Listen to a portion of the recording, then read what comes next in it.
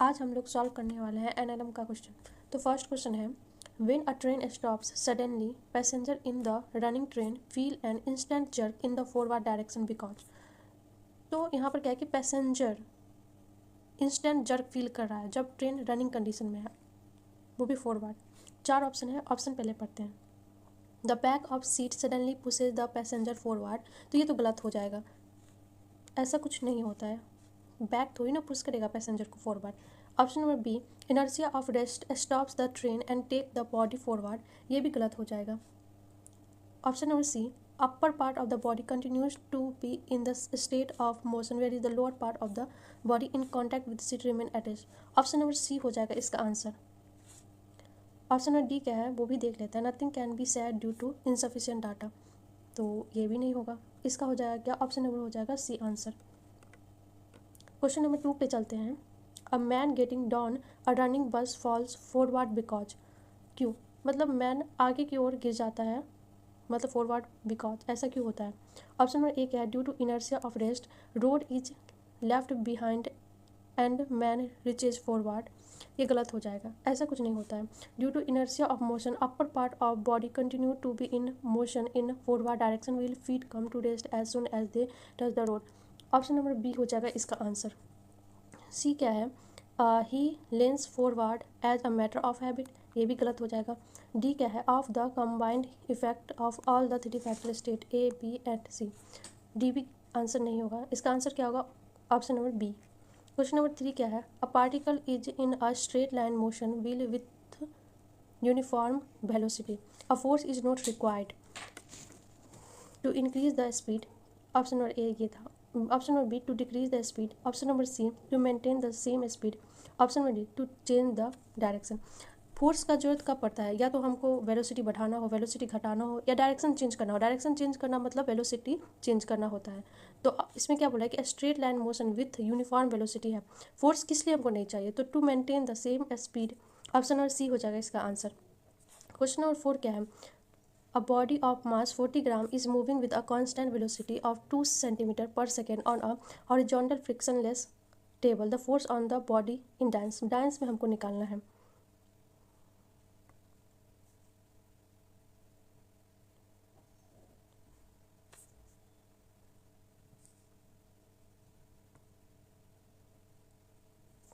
यहाँ पर force, net force body पर तो 0 लगेगा, तो ऑप्शन नंबर ए हो जाएगा इसका आंसर।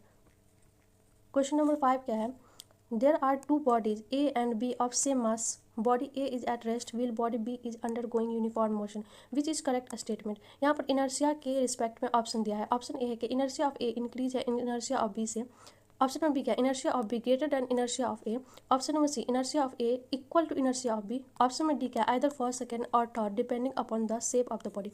हम क्या जानते हैं कि जो से मतलब इनर्शिया जो होता है ना, वो मास पे डिपेंड करता है, और मास दोनों का सेम है तो इनर्शिया भी सेम हो जाएगा, ऑप्शन नंबर सी हो जाएगा इसका आंसर।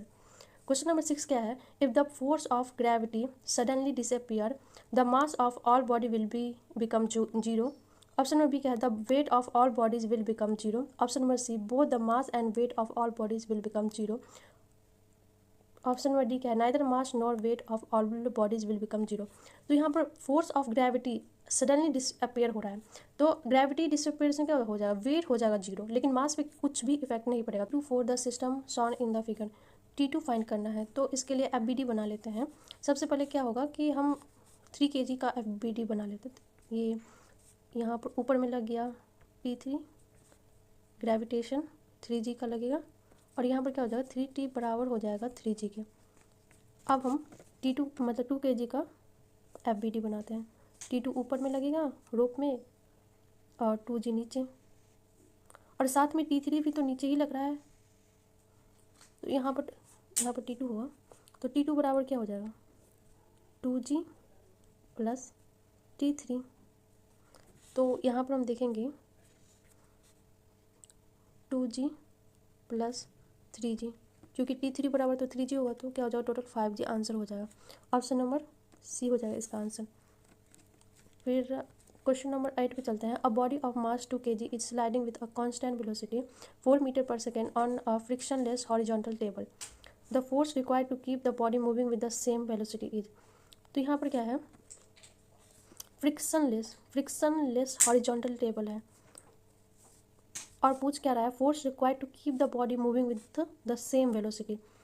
तो फ्रिक्शनलेस है और इसमें फ्रिक्शनलेस है, तो जैसे ये मूव कर रहा है वैसे ये मूव करता रहेगा।